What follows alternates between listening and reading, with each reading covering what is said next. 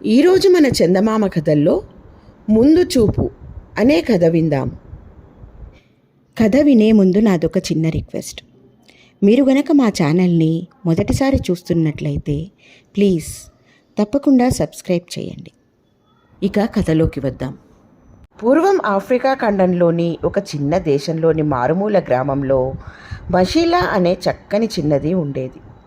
ఆమెను పెళ్లి చేసుకోవాలని ఎందరో యువకులు ఆశపడుతున్నారు. మషీలా మాత్రం హూటంగా అనే సోమరిపోతు యువకుడిని ప్రేమించింది. హూటంగా లాంటి సోమరిపోతుకు మషీలాని ఇచ్చి పెళ్లి చేయడం ఆమె తండ్రికి ఇష్టం లేదు. మషీలాకు హూటంగా సోమరిపోతు కాదని రుజువు చేయాలని ఉంది. అందుకు ఆమె బాగా ఆలోచించి తనను ప్రేమించిన యువకులందరినీ పిలిచి, నేను ఎలాగో మిమ్మల్ని పెళ్లి చేసుకోను, మీరంతా కలిసి ఏదైనా ఘనకార్యం సాధించి అది హూటంగా సాధించినట్లు నా తండ్రికి చెప్పాలి. అప్పుడే మీకు నాపైన ప్రేమ ఉన్నట్లు. మీ ఉపకారాన్ని నేను సదా గుర్తుంచుకుంటాను అన్నది. ఆ యువకులు సరేనని ఒక రోజున హూటంగాను తీసుకొని పోయి ఊరి చివర కొండ ప్రాంతానికి వెళ్ళారు. కొండకు అవతల మరో గ్రామం ఉంది. ఆ గ్రామం చేరడానికి గ్రామస్తుల కొండను చుట్టి వెళ్ళవలసి వస్తున్నది.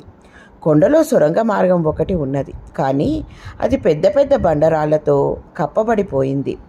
యువకులు హూటంగాను, మషీలాపై ప్రేమను పొందిన నీవు చాలా అదృష్టవంతుడివి. ఈ సొరంగంలోని బండరాళ్లను అన్నిటినీ తొలగిస్తాం.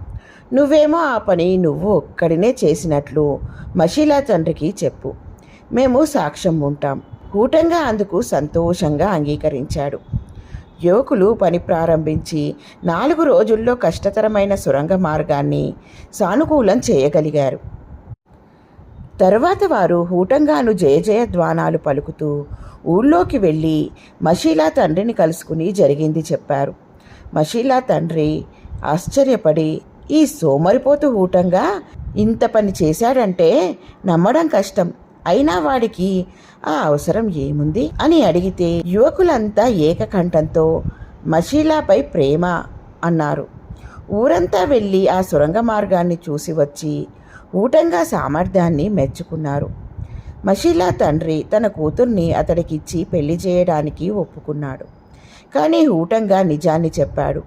అప్పుడు మషీలా తండ్రికి నిజం తెలిసి హూటంగా నిజాయితీని మెచ్చుకుని అతడికి తన కూతుర్నిచ్చి పెళ్లి చేశాడు. అసలు నువ్వు నిజమెందుకు బయట పెట్టావు? మా నాన్న నీ నిజాయితీని మెచ్చుకోకపోతే మన పెళ్లి జరిగి ఉండేదా అని అడిగింది మషీలా హూటంగాని. నేను స్వతహాగా సోమరిని, నిన్ను పెళ్లి చేసుకోవడం నాకు ఇష్టమే, కానీ అందుకు నా సోమరితనాన్ని వదిలిపెట్టలేను. నీ మీది ప్రేమతో కొండ సొరంగంలోని బండరాళ్ళన్నిటినీ తొలగించానని ఒప్పుకుంటే మన పెళ్ళయ్యాక ఇలాంటి పనులు చాలా చేయవలసి వస్తుంది. అప్పుడు నీ ప్రేమికులు నాకు సహాయపడరు కదా అన్నాడు. మషీలా భర్త ముందు చూపుకు మెచ్చుకోవాలో సోమరితనానికి నొచ్చుకోవాలో తెలియక అయోమయంలో పడిపోతుంటే హూటంగా మాత్రం నిన్ను ప్రేమించిన యువకులు ఆ ప్రేమతో కొండ సొరంగాన్ని సానుకూల మార్గం చేశారు. నా మీద ప్రేమతో నువ్వు నా సోమరితనాన్ని భరించక తప్పదు అంటే ఆమె నవ్వి తల ఊపింది. ఎలా ఉంది ఫ్రెండ్స్ ఈ కథ? బాగుంది కదూ? నచ్చిందా? అయితే లైక్ చేయండి. మీ బంధువులకు, స్నేహితులకు ఈ కథలను షేర్ చేయండి. మరిన్ని మంచి మంచి కథల కోసం మా ఛానల్ను తప్పకుండా సబ్స్క్రైబ్ చేయండి. మరొక మంచి కథతో మళ్ళీ కలుద్దాం. ఉంటాను మరి.